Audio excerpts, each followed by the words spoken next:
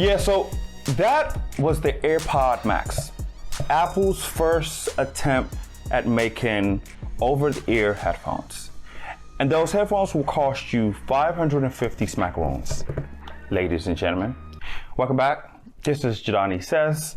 This is the home of beautiful tech, and there's nothing more quintessentially beautiful than Apple products. I mean, they've created this culture where they make things that are aesthetically appealing and they slap you in the face with it. And then they slap you with the price. But that's not the point, right? We'll talk about price a little bit later. I want to talk about the design of what makes these part of the argument of why they should be considered one of the premier headsets, especially one of the nicest looking ones. So 2 things to consider is 1, beauty, how they look, and 2, build and quality. Let me start off with beauty. Let me start off with looks. From afar, there's not a lot to look at these. I remember when these actually first came out and I was just like, Apple, you could have done better.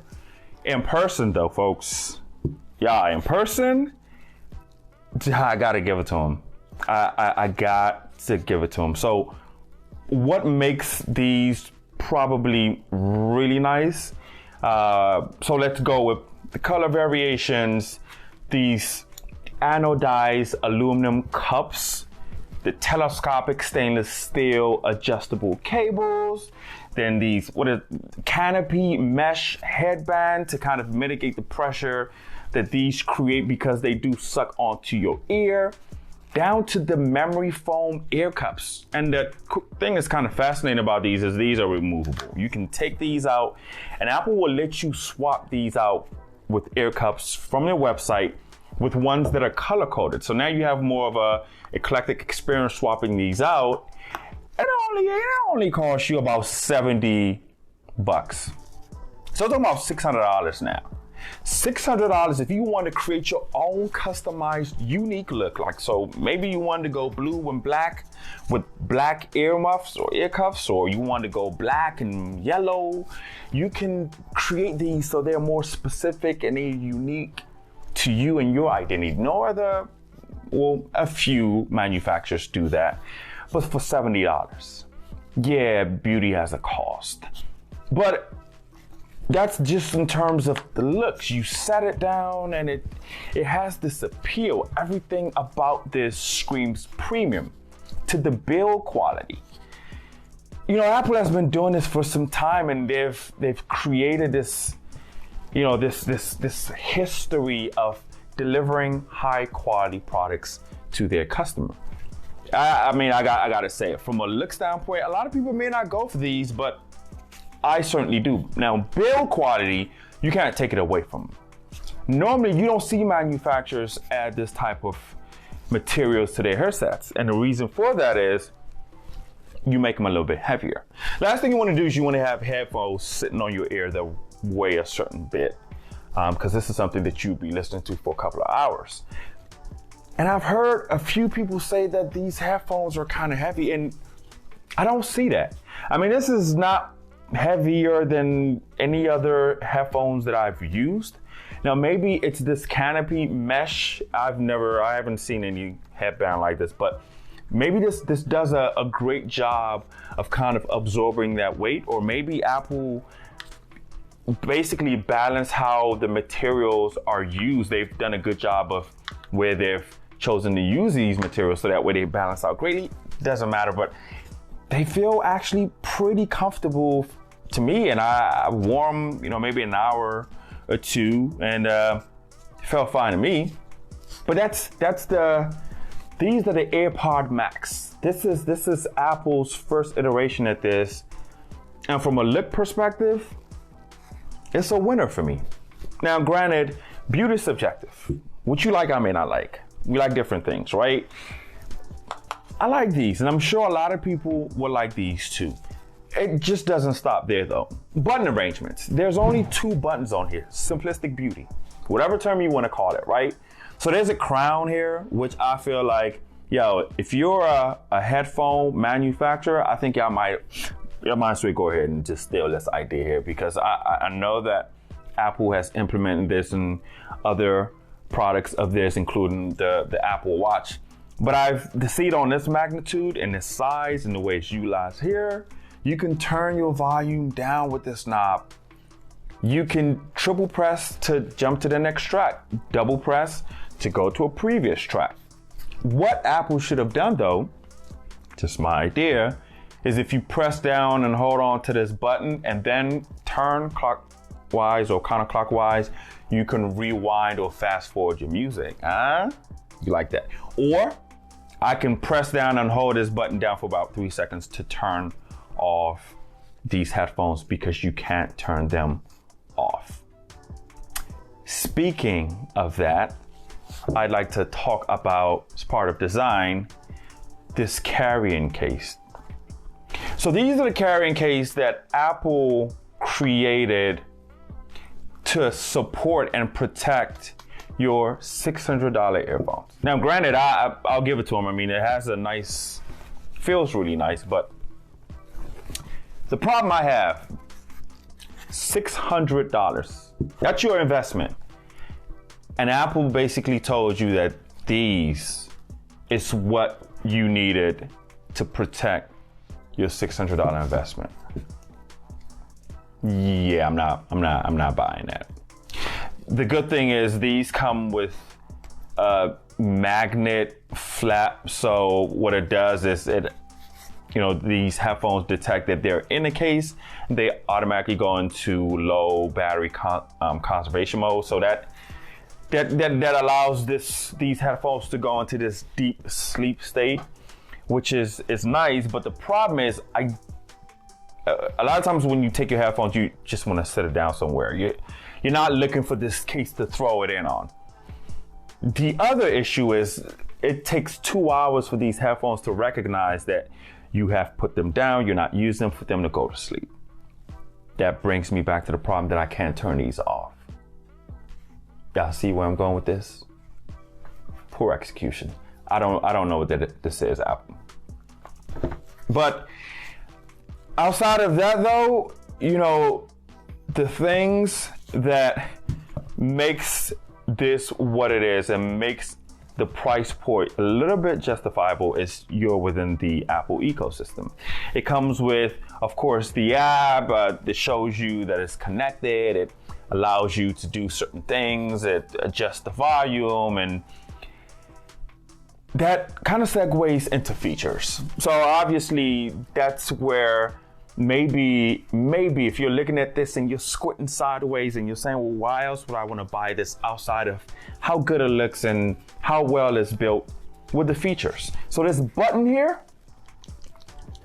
this button activates your ambient and your active noise cancellation. So let me explain what that means. For people who don't know what active noise cancellation is, it's self-explanatory. It's exactly what it sounds like.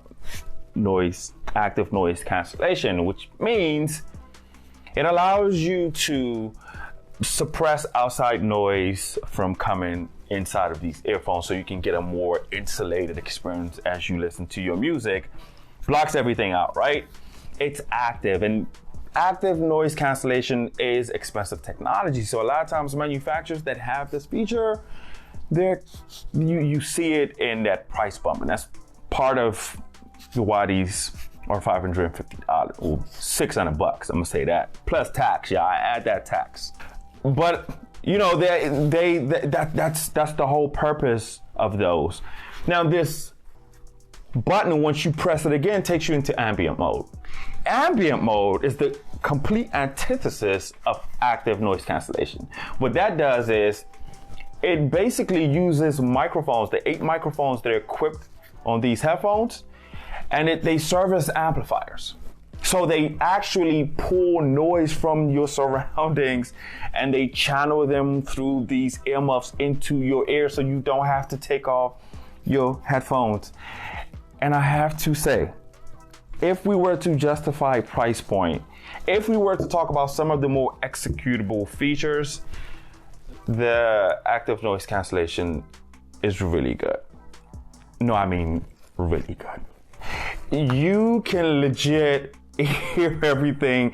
At some point, I think it even does it probably too well. Like it almost feels like it's creating this artificial sound to boost the audible, so you hear really everything from your outside. It's almost kind of spooky, but I think they nailed it on that in that aspect. And you can turn it off and on by hitting this button. So that's, I mean, I think that gives it that appeal, because you know you have something that's well built and it have that type of functionality. So I got to give it to them. I think they pretty much nailed that part. Okay, so let's talk about one of the more important things of a headphone, and that's sound. And I have to say that these sound absolutely accurate. You will love the sound that comes out of these. Like I said, I think a part of that is having the active noise cancellation that suppresses outside noise, giving you this insulated, more sensitive, more intimate listening experience. And you know, Apple, I mean, they've done this before. I mean, they've made listening Airpods for you to listen to your music, and it's always been good. But they've really landed it with this one. Now, these aren't your bass head. It won't give you, you know, boomy bass, but it will give you nice, crisp, direct, and accurate punches from the bass, from the mid levels, from the high levels. All of that, you get it from these earphones. So from the sound perspective, these are really good. Battery wise, these are rated to come at 20 hours of battery time, and then you charge them for about 5 minutes. You can get up to an hour. So obviously I don't listen to music that long. The time that I have had it, it's been pretty good. Standby time has been pretty good as well. I have more testing to do with it, but you know, I think for the most part, these do pretty good with battery. You're still kind of tied to that lightning port charging cable that Apple has been reluctant and stubborn to move you away from. So you basically have that proprietary cable to use to charge these up. Why we are not using USB Type-C now with Apple products is beyond me. So that's something you got to keep in mind if you're buying these. Another thing that you probably is good about these, of course, they have the sensors that's built into these that recognize when you remove the headphones from your ear so they can play and pause your music. One thing you have to keep in mind, though, is these do not work if you are outside the Apple ecosystem. So if you're an Android user, maybe you're somebody from outside looking for really good headphones and you were considering Apple headphones, you won't get the full experience with these. Because like I said, that proximity feature, when you remove your headphones and it recognizes that it's been removed and it pauses your content from playing, will not work. I repeat, will not work if you're using an Android phone. At least it didn't work for me. So where do we stand with these? For $600, yeah, 600, I said it. You got to include the taxes. You pay your taxes. You get a beautiful device. That's what you expect from Apple products, right? Well built. You can customize it. Gives you this eclectic experience because you can swap out these earmuffs and put in different ones and different colors. You can make it yours, true to you, your own experience, right? Beautiful, stands out, polished, well built, high quality materials. In terms of sound, accurate, punchy, sounds very crisp. Battery life, you got it. Protective case, absolutely not to protect your investment. Short on features of turning it off. Yeah, I mean, you can say that. But then their price point, $600. So who is it for? I would probably say if you are somebody that's outside of the Apple ecosystem, you don't have an iPhone, $600 is a lot to cough up. And not only that, there are competition out there. Sony makes some great headphones, some of them for a fraction of this price. But if you are an iPhone user and you love everything Apple, it kind of goes with the whole setup that you have at home, Airpods, and you have a collection of them, and you're looking for something that'll supplement your collection. I don't think you can go wrong for paying $600 for these, especially if you're an audiophile. Yeah. If not, it might be tough to swallow. It all depends on what you're looking for. But anyway, as far as looks, which is what I care about with these, I want to talk about these. Love these. Love the way they look. Durability wise, we don't know. I mean, this cable sits in place, but I don't know how loose that gets since it doesn't use a click mechanism. I don't know, but I guess we'll find out. Yeah, it doesn't fold for you to port it and makes it easier for transportation. That's another place I feel like Apple screwed up with that. I mean, but you can bend the earmuffs in and out to kind of sit on a table. That's probably about all you get. So that sucks. I mean, like I said, I know with the second iteration, they'll probably figure out a way to listen to customer feedback and complaints and improve these, but attractive product. But this is the Apple Airpod Max. Go out and get it if it's your thing. If not, jump in the comments and let me know why. What is it about it that you don't like? Is it a price point thing? Is it a technicality? Is it a missing features? What is it?